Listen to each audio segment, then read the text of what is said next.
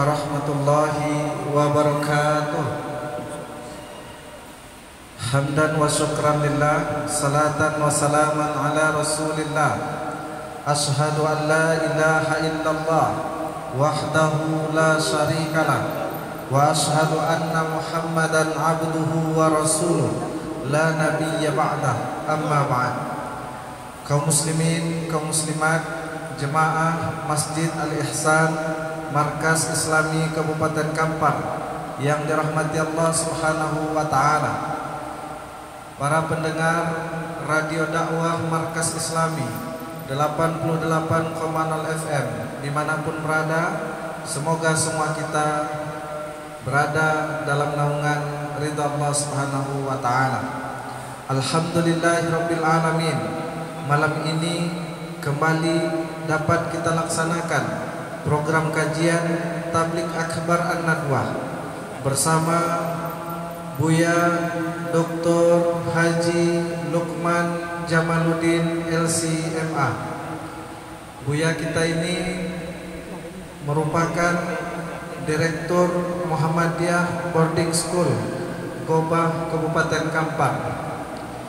Bapak Ibu hadirin hadirat yang dirahmati Allah Subhanahu wa taala, kembali kami sampaikan bahwa Tabligh Akbar An-Nadwah pada malam hari ini kita bagi dalam dua sesi.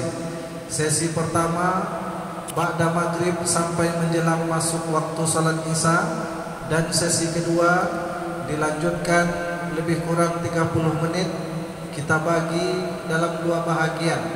15 menit bahagian pertama lanjutan materi oleh buya kita, dan 15 menit kedua sesi tanya jawab dari jemaah para pendengar kepada buya kita sesuai dengan tema yang dibahas pada malam hari ini. Bapak Ibu hadirin hadirat yang dirahmati Allah Subhanahu wa taala, mari kita simak bersama kajian bersama buya kita kepada Al-Mukarram Buya Dr. Haji Lukman Jamaluddin LCMA. Waktu dan tempat kami sediakan. Bismillahirrahmanirrahim. Assalamualaikum warahmatullahi wabarakatuh. Waalaikumsalam.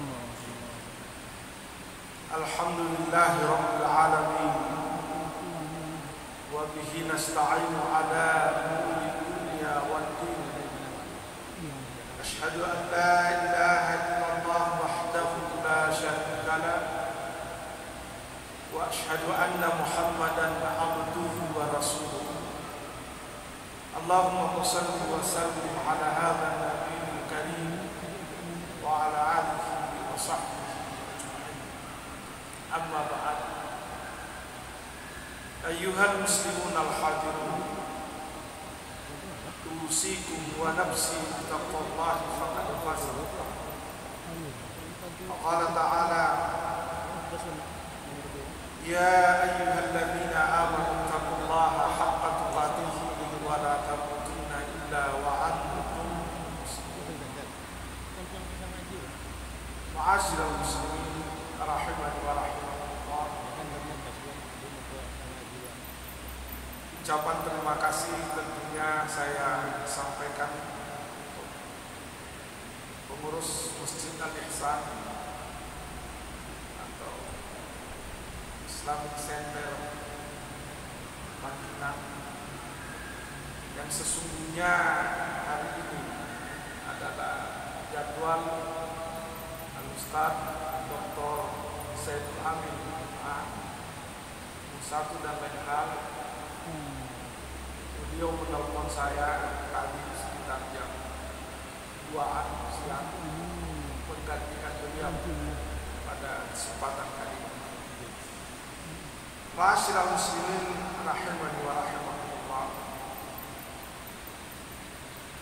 Di kesempatan kali ini kita mencoba melihat satu ayat dari Al-Quran, tepatnya di surah An-Nahl, surah ke-16 ayat 97.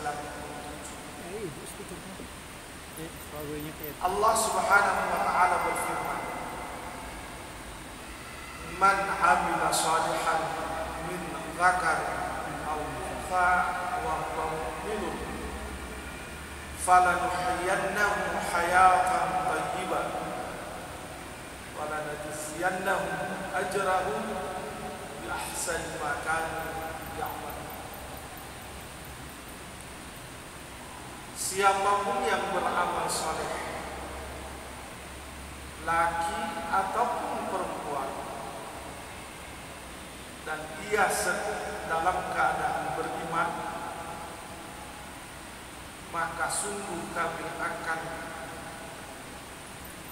berikan kepadanya kehidupan yang baik.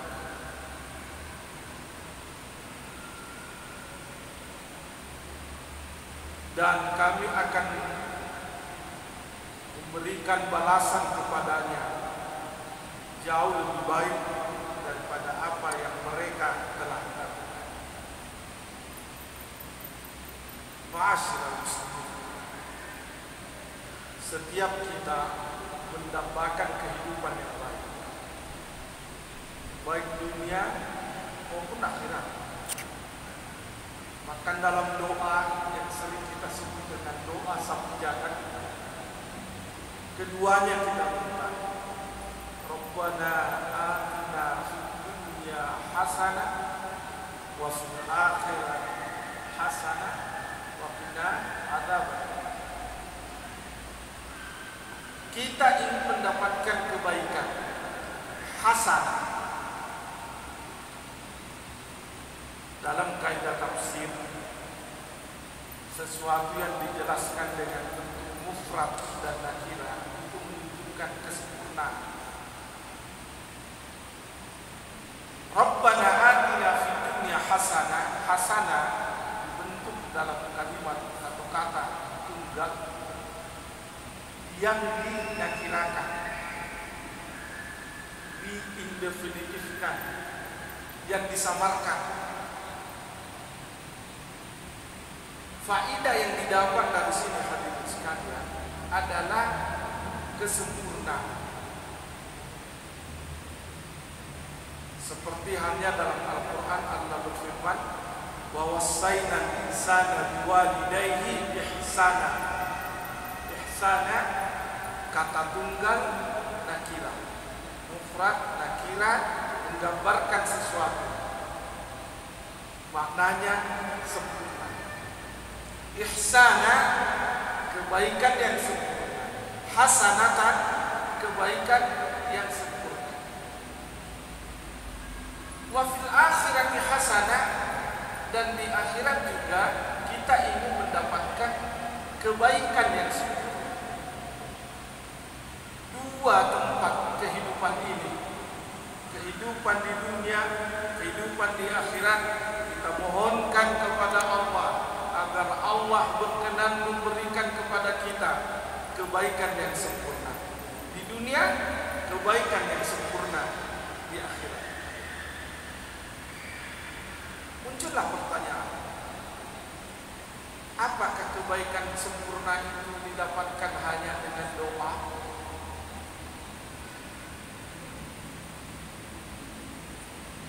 Kita ulangi, apakah permohonan itu untuk mendapatkan kebaikan yang sempurna kita dapatkan hanya dengan doa saja? Tentu tidak hadirin. Namun doa sangat menentukan. Buktinya surah An-Nahl ini memberikan jawaban. Man amila salihan, siapapun yang beramal saleh, yang melakukan kebajikan. Dalam doa hasanah disebut, dalam praktek saleh disebut. Sedikit kita ambil penggambaran, agak melenceng sedikit sebentar aja Pak jamaah sekalian. Dalam Al-Quran atau hadis ada beberapa kata yang dipakai untuk menunjukkan kebaikan. Pertama, al-khair. Yang kedua, as-sulh. Yang ketiga, al-birr. Yang keempat, hasan, ihsan, hasan. Masing-masing punya makna yang spesifik. Kalau al-khair, kebaikan yang selalu mendapatkan perbandingan dengan yang lain. Contoh, as-salatu khairun minan naum. Salat jauh lebih baik daripada tidur.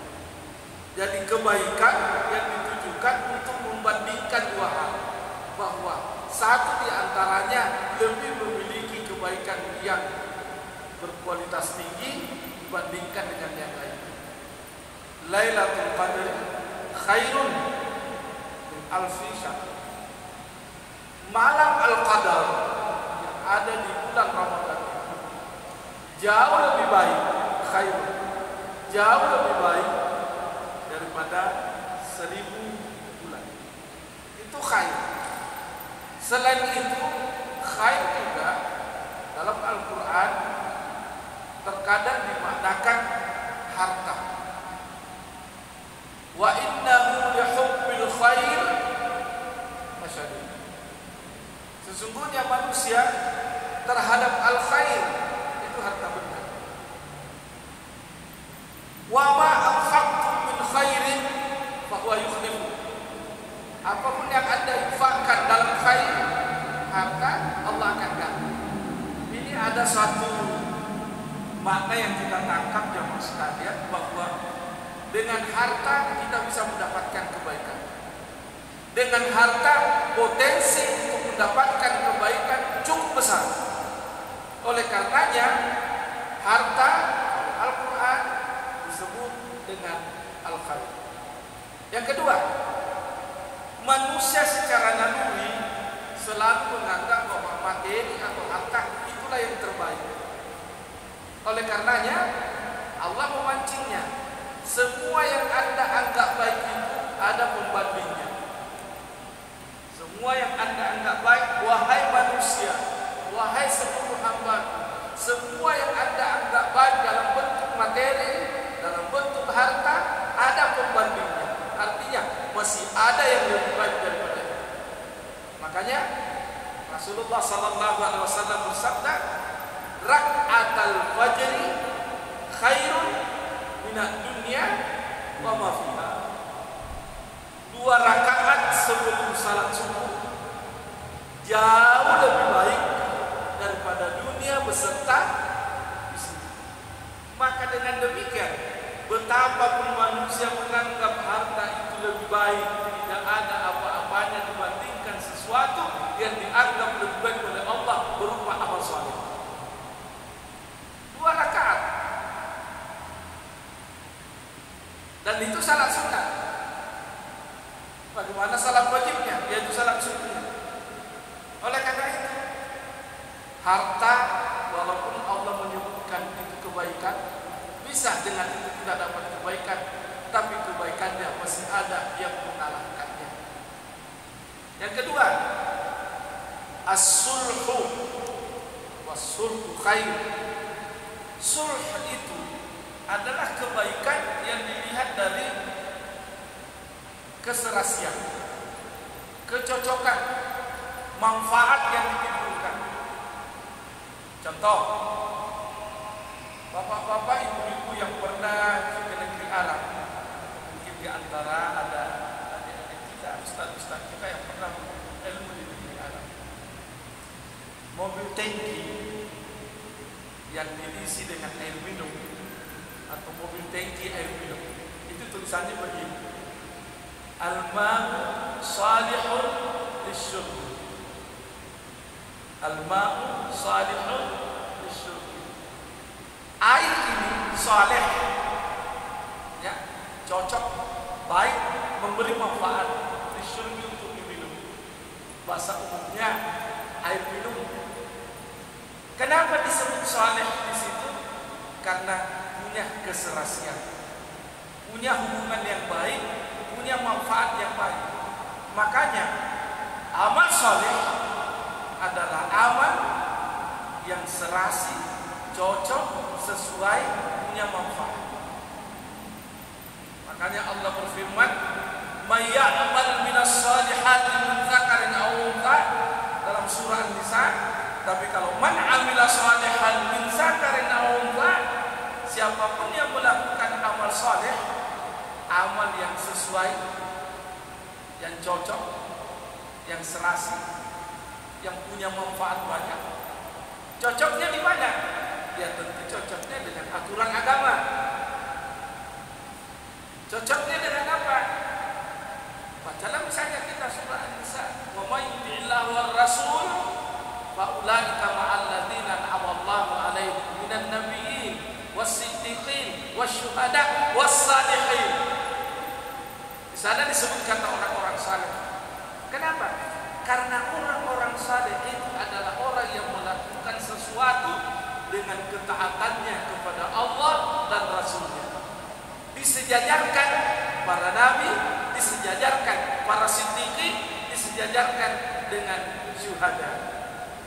Dalam beberapa kesempatan sering saya berkata bahwa untuk menjadi nabi tidak mungkin, menjadi siddiqin oleh sebagian ahli tafsir maknanya itu adalah para sahabat nabi, sudah sangat tidak mungkin. Syuhada mungkin, masih mungkin, ada kemungkinan, tapi tipis. Wassalihin, hanya kita di sini bisa berhubung. Lepas dari ini, kita lepas dari jalan yang lurus. Karena hanya 4 golongan yang dinyatakan secara jelas oleh Allah, mereka adalah orang yang berada di atas jalan yang lurus. Siratal ladzina an'amta 'alaihim, jalannya orang-orang yang telah memberikan nikmat kepada mereka.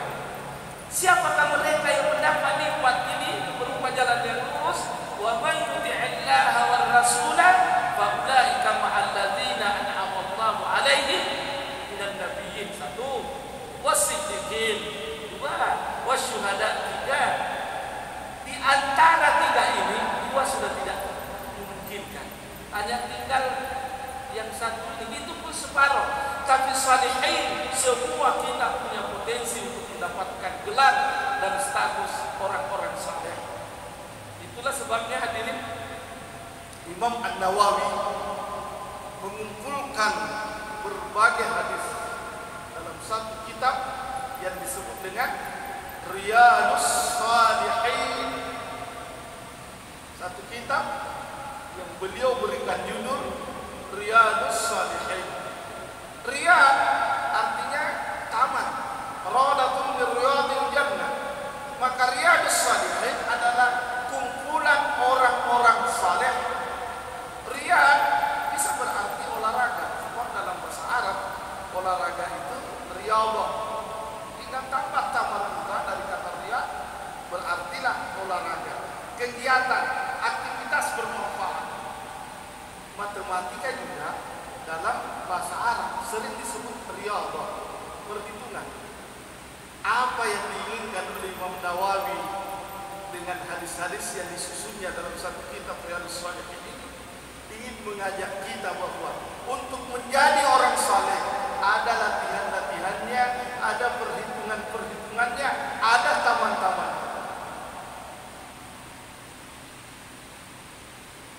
Menjadi orang saleh ada latihan-latihannya.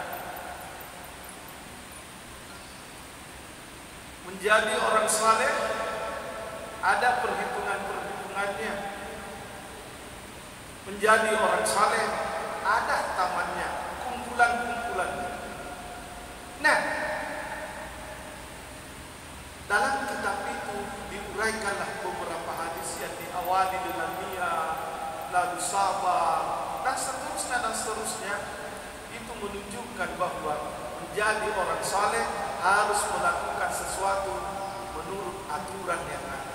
Dan aturan pokoknya adalah taat kepada itulah yang berhak mendapat gelar orang saleh. Hadirin sekalian, lain lagi kalau albir, bir bahasa Arab, bir berupa dan roh, diganti saja harakatnya jadi barrun, fathah bannya artinya darat. Zahar al-fasad bil barri, darat luas. Diganti saja harakatnya dari fathah menjadi dhamma, bur menjadi gandum tepung halus. Huruf itu juga dalam fiqh lugah. Kalau kita belajar fiqh lugah, jauh sekali pemahaman bahasa. Kalau sama huruf dasarnya, artinya di situ-situ juga berputar.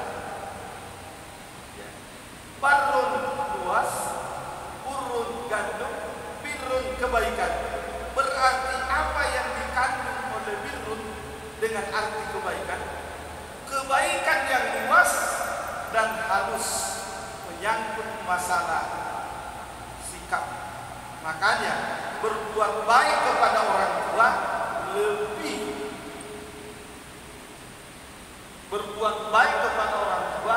lebih sering kita sebut birrul walidain.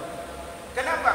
Kebaikan kepada orang tua tidak selamanya dalam bentuk materi dan tidak selamanya dalam bentuk pemberian, tetapi terkadang dalam bentuk sifat.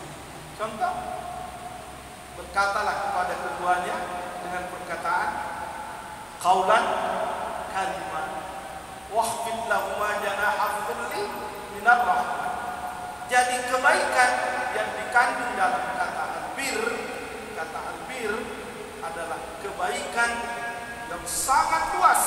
Saking luasnya sampai meninggal pun orang tua kita bukan berarti terputus kebaikan kepadanya. Tetap mesti kita berbuat baik kepadanya walaupun sudah tidak ada di dunia. Salah satu contohnya mendoakannya. Itu kan kebaikan seorang anak kepada orang tua.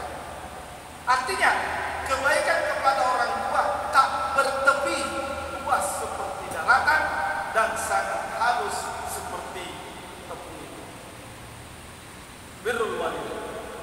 Kemudian ihsan. Ihsan itu hadirin kebaikan melalui prosesnya dan kebaikan yang menghimpun semua ini.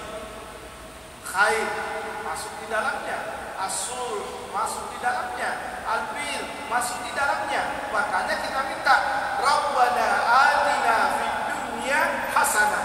Begitu minta hasanah masuk al-khair, begitu minta hasanah masuk as-sulh, begitu minta hasanah masuk albir.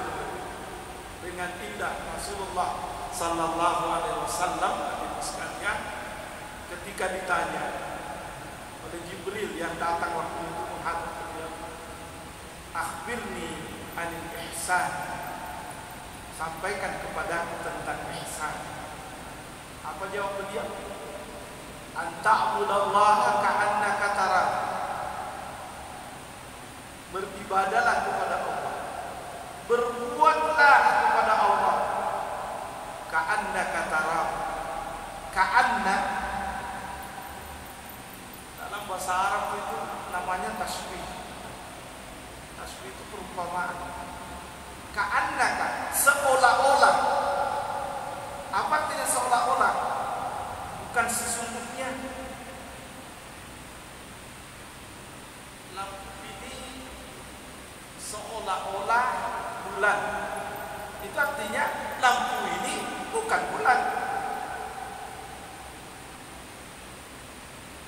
Kipas ini seolah-olah apa yang mirip dengan kipas.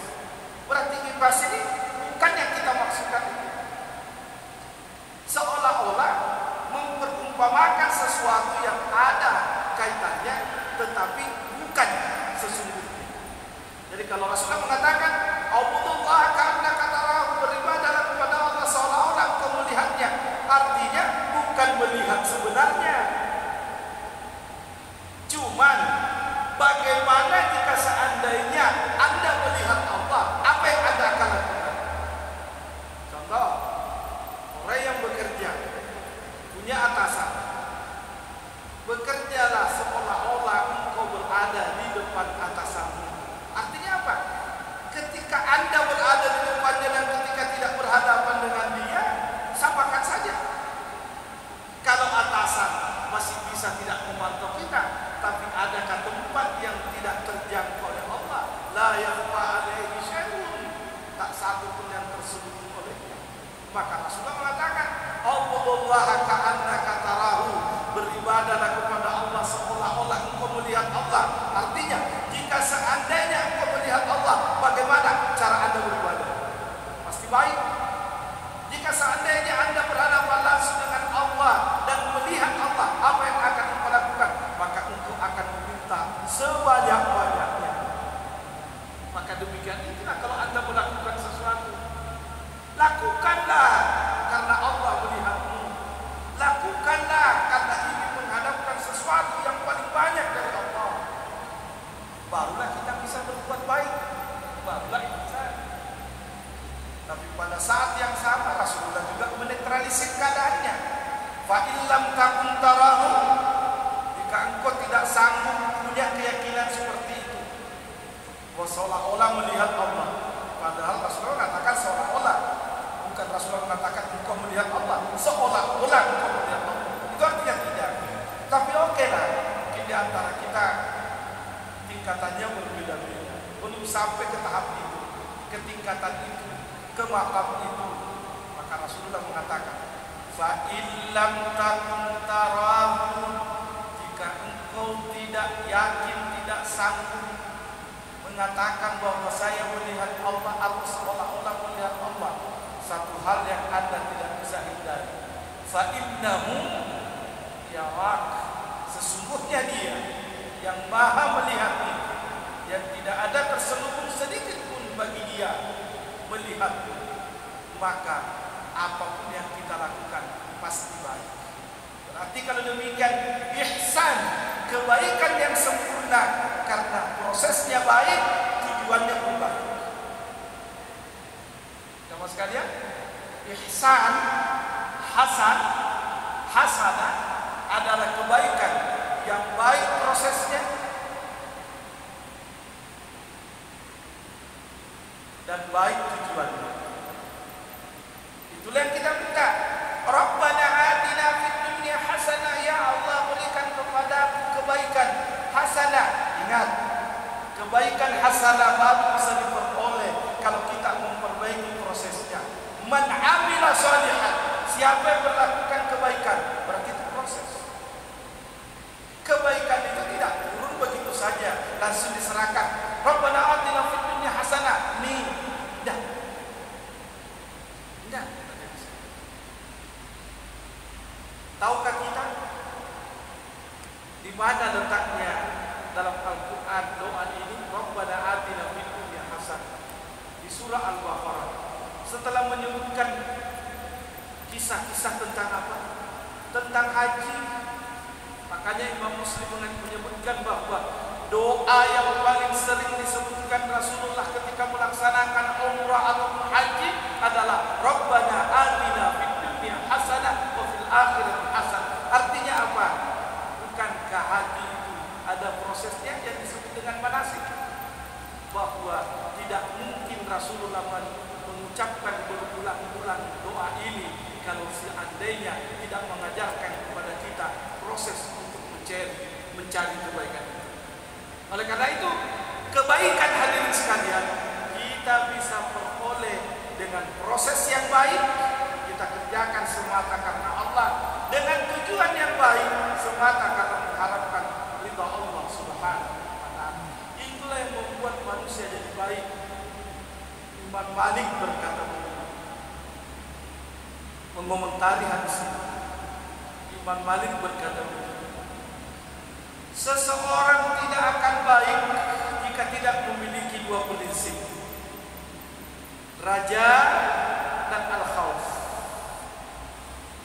Ketika melihat Allah, harapannya besar. tapi ketika tidak melihat Allah, rasa ketakutnya tinggi. Hadirin sekalian, satu ketika kami jalan-jalan ke Thailand. Itu persimpangan jalan di Thailand. Seperti negara kita juga ada lampu merah. Di Bangkok ada lampu merah. Tapi bedanya, kalau lampu merah kita baru tertib kalau dijaga oleh polisi. Kalau tidak ada polisi, ada aja yang nyelonong. Ada yang nyelonong.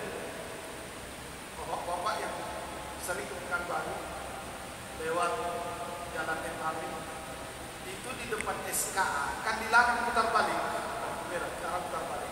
Kalau mau putar, ambil dulu kanan, baru belok nanti. Satu ketika teman-teman dari kampus mengatakan, lampu hijau Ustaz kemana? Iya, lampu saya bawa. Belok aja lah langsung, tidak ada polisi yang melihat kita. Saya bilang, kalau saja setingkat dosen begini pola berpikirnya, bagaimana di bawah itu? Takut kalau ada yang melihat. Di Thailand, lampu merah itu tertib. Kenapa? Setiap lampu merah ada patung. Tuhan mereka kan patung. Jadi lebih takut ke patung daripada. Artinya apa? Kita melihat sisi akidahnya bahwa Tuhan mereka nyata dan selalu takut kepadanya, maka pelanggaran tidak perlu diurusi oleh polisi. Cukup pasang patung di situ sudah takut. Kita diajarkan akidah bahwa di mana-mana kita berada, aina matakum, dimanapun Anda berada, Allah bersama Anda. Tapi kita tidak pernah takut akan itu. Itulah yang membuat kita tidak bisa jadi baik. Yang kita takuti adalah benda. Yang kita takuti adalah yang nampak oleh mata. Yang nampak oleh keyakinan dan akidah kita tidak kita takuti. Maka bagaimana mungkin kita bisa mendapatkan kebajikan? Bagaimana mungkin kita bisa mendapatkan kesempurnaan kebajikan? Bagaimana mungkin kita bisa mendapatkan balasan dari kebajikan? Kita melakukan dengan proses yang tidak. Padahal setiap kali salat, Rabbana atina fid dunya hasanah. Doa, tinggal doa. Proses tidak ada. Tidak akan ketemu. Tidak akan.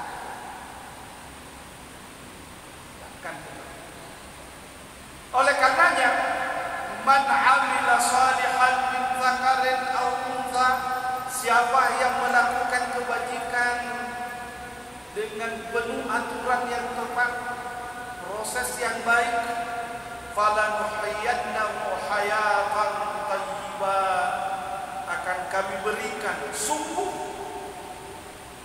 falanuhyiyannahu. Penegasannya ada huruf lam, fala, lam. Itulah taukid. Falanuhyiyanna, kalau ada nun yang ditasdid di belakang. Taukid lagi, baru hayatan dalam kaidah bahasa Arab itu maf'ul bih. Maf'ulun mutlak. Maf'ulun mutlak salah satu tujuannya adalah taukid. Tiga penguatan yang diberikan oleh Allah untuk meyakinkan kita bahwa jika kita beramal soleh dengan segala bentuk variasinya tadi, tidak akan sia-sia, akan kita jumpai suatu kehidupan yang baik. Ibnu Katsir mengatakan, kenapa Allah menyebutkan falanuhyiyanna di situ, kehidupan itu menunjukkan bahwa bukan sekedar kehidupan di sana nanti, bahkan belakangnya nanti walanajziyannahum, itu lebih kepada akhirat. Tetapi ini kebaikan ini betul kebaikan dunia yang ada sekarang. Sejalan itu pula dalam surah Az-Zumar Allah Subhanahu wa taala berfirman, "Walaqad katabna biz-zaburi min ba'di dzikri annal arda yarithuha ibadiyas salihun." Allahu Akbar. Allah telah menuliskan di dalam Az-Zabur, kitab Zabur, min ba'di dzikr, setelah disebutkannya secara nyata-nyata di Lauh Mahfuz, annal arda, sesungguhnya bumi ini, yarithuha ibadiyas salihun, yang punya hak waris untuk mendapat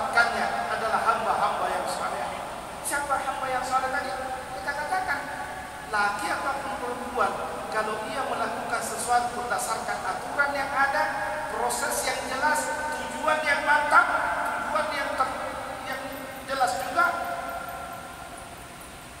akan mendapatkan yang ini. Dan sepakat para ulama tafsir kita bahwa ibadiyah salihah di sini adalah umat Muhammad sallallahu alaihi wasallam, umat para nabi. Tapi kenapa kenyataannya kita sekarang umat Islam terbelakang, umat-umat lain maju? Padahal Allah mengatakan yang punya hak waris untuk dunia ini adalah orang saleh. Karena kita tidak berlomba-lomba melakukan kebaikan. Kita tidak melakukan kebaikan berdasarkan prosedur yang ada. Kita tidak melakukan kebaikan dengan tujuan yang jelas. Kalaupun ada kebaikan yang kita lakukan, terkadang hanya seremonial belaka, kamuflase, fata morgana, nampak kelihatan tapi sesungguhnya substansinya tidak ada.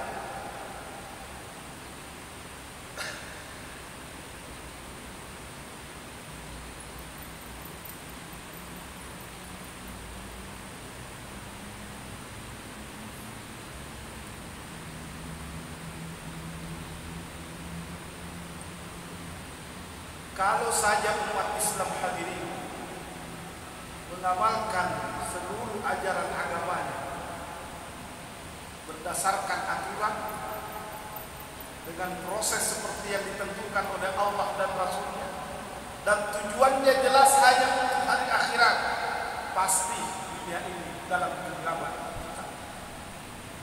Kenapa begitu? Rasulullah sallallahu alaihi wasallam bersabda, khairul qurun qarni, sebaik-baik masa adalah masaku. Apakah pada masa Rasulullah sallallahu alaihi wasallam lebih hebat dunianya daripada kaum-kaum yang lain? Tidak. Romawi dan Persia pada waktu itu maju, penguasa dunia, adidaya. Tapi kenapa bisa takluk di bawah Nabi dan para sahabatnya? Apakah maju dalam teknologi? Apakah maju dalam ekonomi? Apakah maju dalam politik? Tentu kita sepakat tidak. Tapi apa yang membuat mereka bisa memenangkan pertarungan, menguasai dunia? Amal saleh. Amal saleh. Amalan yang sesuai dengan proses aturan dan jelas tujuannya. Huwallazi arsala rasulahu bil huda wa dinil haqq liyudhhirahu 'ala ad-din kulli. Hanya dua. Mereka terima ilmu dengan baik, kemudian dia amalkan dalam kehidupan nyata. Kita sekarang ini hadirin sekalian bangga dengan Islam, alhamdulillah. Mau menuntut ilmu Islam, alhamdulillah.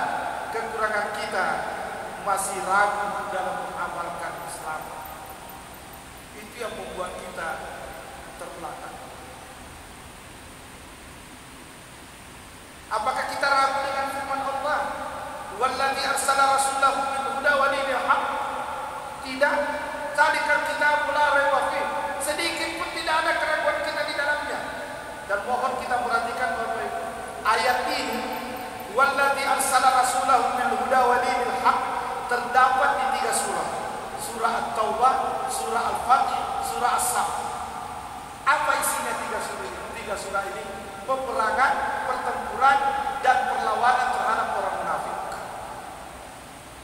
Ujungnya apa? Kemenangan ada di pihak Islam. Yuriduna liyutfi'u nurallahi bi afwahihim. Mereka ingin memadamkan cahaya-cahaya Allah di muka bumi ini dengan provokasi mulut mereka, propaganda mereka, dengan hasutan-hasutan mereka. Kita tidak perlu jawab dengan frontal. Kita tidak perlu menjawab dengan kebenaran. Kita tidak perlu menjawab dengan angkat senjata. Cukup kita melawan mereka. Buktikan kebenaran Islam dalam amalan kita. Mereka dengan sendirinya akan mundur teratur ja'al haqq wa zahaqal batil innal batila kana zahuqa. Kalau kebenaran itu datang, kapan kebenaran itu datang? Jika kita tahu dan amalkan. Kita bangga punya ekonomi syariah. Apakah semua umat Islam sudah menjalankan ekonomi syariah? Kita bangga bahwa Islamlah yang paling tahu kebersihan. Apakah semua orang Islam sudah menjalankan ini? Kita punya surah Al-Asr tentang kedisiplinan. Bagaimana umat Islam sekarang? Jadi yang membuat kita mundur bukan karena diserang, yang membuat kita mundur karena kita terlalu lambat loading, lambat mengamalkan Islam, ragu dengan Islam, yang kita dengung-dengungkan teori-teori yang lain. Padahal Allah sudah berkata, liyudhira ala dini kulli. Akan nyata izhar di atas segalanya, mengalahkan paham-paham ismu-ismu yang lain. Al-Islamu ya'lu wa la yu'la alaihi. Islam tinggi dan tidak ada lagi yang lebih tinggi dari itu. Masih ragukah kita? Maka kita katakan, kalau Islam mau maju, kembali memperhatikan dirinya, melakukan amal saleh. Amal saleh adalah amalan yang sesuai aturan, prosesnya bagus, sesuai dengan prosedur, dan tujuannya bagus, selalu dalam pengawasan Allah Subhanahu. Kalau kita tidak punya harapan, tidak bisa berhasil. Punya harapan yang banyak tapi tidak punya rasa takut, hanya kebinasaan dan kehancuran. Lelucon memang, tapi lelucon dunia. Pakar hukum kita di Indonesia pernah berkata di acara Indonesia Korupsi Watch itu, pakar apa katanya? Israel maju karena dia takut digempur oleh Arab. Korea Utara maju karena takut digempur oleh Korea Selatan. Singapura maju karena takut dikalahkan oleh orang-orang Melayu. Indonesia hancur karena Tuhan minta kita.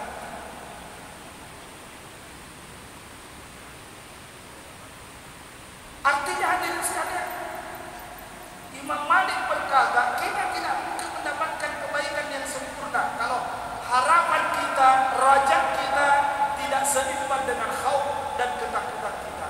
Berlebihan raja, tidak ada khauf, kebablasan. Berlebihan khauf, tidak ada raja, tidak akan berangkat beranjak dari tempatnya.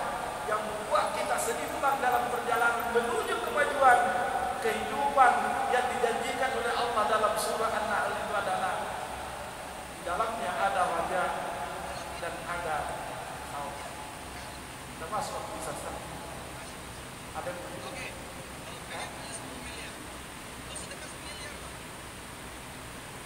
4 menit lagi, 3 menit lagi.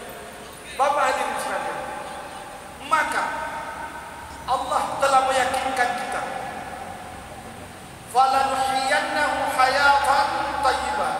Sungguh kami akan memberikan kehidupan nyata yang baik. Hayatan thayyibah, yang kualitasnya thayyib, ukurannya kapan? 2. Kita beramal saleh dilandasi dengan keimanan. Keimanan raja dan khauf. Jika ini kita praktekkan dalam kehidupan sehari-hari, bukan hal yang mustahil, sesuatu yang sudah nyata. Insyaallah kita sambung setelah ini. Terima kasih. Assalamualaikum warahmatullahi wabarakatuh.